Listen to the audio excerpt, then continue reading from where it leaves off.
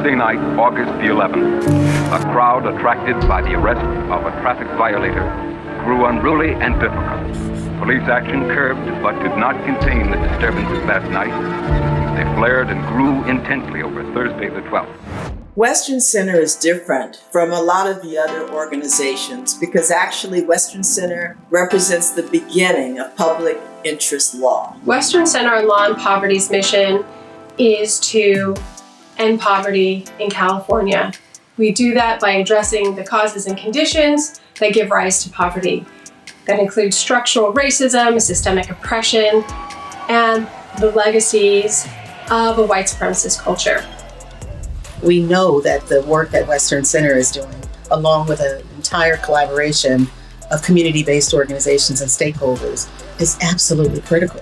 Western Center focuses on 3 core areas, which is housing, health, and public benefits. The housing team extended the eviction moratorium twice and staved off a tsunami of evictions this year during a health crisis and averting thousands, perhaps, from entering homelessness.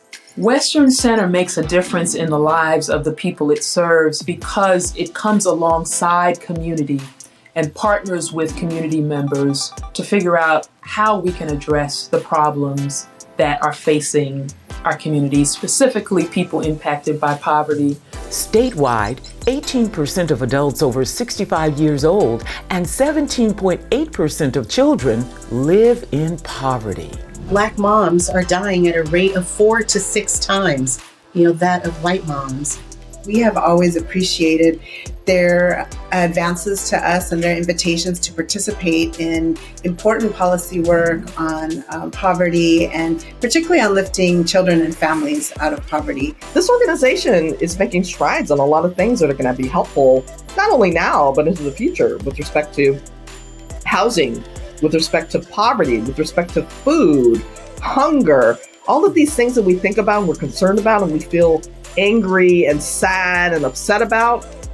Western Center is actually moving to change a lot of these things to improve the lives of the people in California. In June 2020, 4.8 million Californians in 2.6 million households were receiving CalFresh benefits. It's one thing to get laws passed, but it's another thing for those laws to actually trickle down and impact the people they were supposed to impact. So we keep pushing and we keep fighting. And so far we've been able to avoid a significant eviction cliff. And we're hoping to keep that momentum and keep that pressure on legislators in California because people need that help right now in the midst of the pandemic. People of color also continue to face discrimination in housing in California, with African Americans representing 6.5% of the population, but nearly 40% of the unhoused residents. We bring about change. We improve income security, we improve food security a little better, and we're a voice for affordable housing, and we're an important voice for affordable health care. The low-income Californian is the everyday person. That is so much. That's a huge chunk of the state. That may be the person experiencing homelessness. It also could be mother of 2 who's struggling to pay the bills. It looks like a lot of different things. Through the immense efforts of Western Center and many of its partners, the uninsured rate in California came down from 17% before the Affordable Care Act to 7% over the last several years. We have the leadership, we have an organization with the track record, the experience, and now more than ever, we need Western Center to continue to do what it does best. The pandemic has, disproportionately affected low-income Californians, but low-income Californians that are mostly, people of color, people with disabilities, people from, various backgrounds, and those folks need assistance, and it's not just overnight. There's not a switch. There have been several moments throughout the last 15 years or so where immigrant programs were on the chopping block, and Western Center was a great partner to ensure that we did not lose funding for these programs and that individuals still had access to these critical services here at the state level. We know in this country that we have about a 67% recidivism rate, meaning that 67% of people who have been in prison go back within the first 3 years.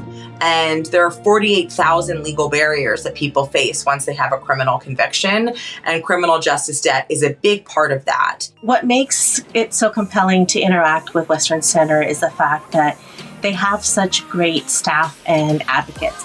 They are top-notch attorneys, top-notch advocates who really understand the needs of their clients. It's great to work with them because they also bring a lot of real-world experience and real passion into the work that they do. I think of Western Center as the superheroes of Medi-Cal, the guardians of the universe for the unheard and the unseen. They play a key role in economic and racial justice in California. The staff are like superheroes. They are out there every day in the state capitol, in the courts, in the media, to protect the rights of the unheard and the unseen.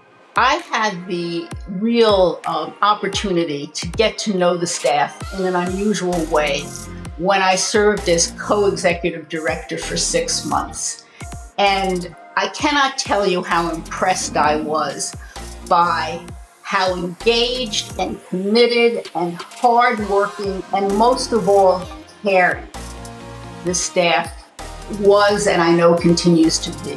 April 2021. Approximately 1 million California households now receive additional emergency food benefits, thanks in part to the settlement of a Western Center lawsuit.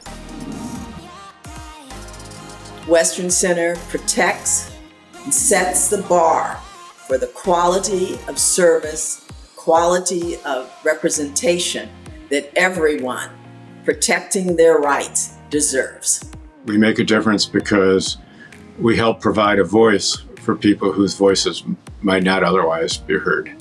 There's a quote that I love that says, "Joy is a revolutionary act."